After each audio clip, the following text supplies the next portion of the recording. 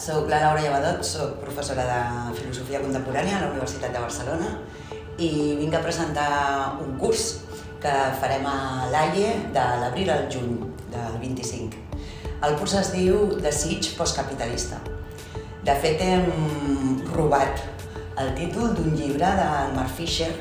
que de fet és els darrers cursos o les darreres sessions d'un curs que no va arribar a acabar perquè es va suïcidar,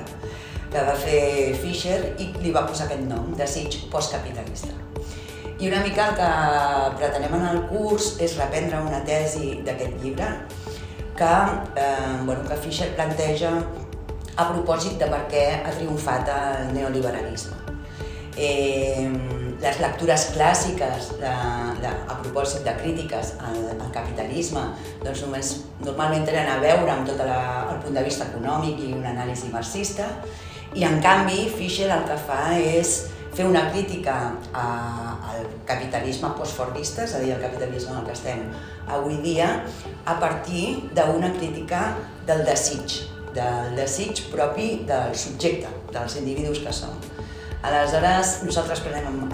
aquesta tesi, seguirem amb diferents autors que han treballat aquesta qüestió del subjecte neoliberal com un subjecte desitjant, que seria el veritable motiu pel qual el capitalisme ha triomfat davant d'altres possibles alternatives. I farem una mica un recorregut per autors com el Bifo, Zizek, Lacan i la Vall d'Ardot, una sèrie d'autors que mirarem d'analitzar des del punt de vista de la filosofia, 3 sessions que farem filòsofs, una la farà el Juan Evaristo Valls Boix, que és de la Complutense, l'altra el Miguel Beistegui, que és de la Pompeu Fabra, i jo mateixa. I després hi haurà una altra sessió dedicada a l'anàlisi del desig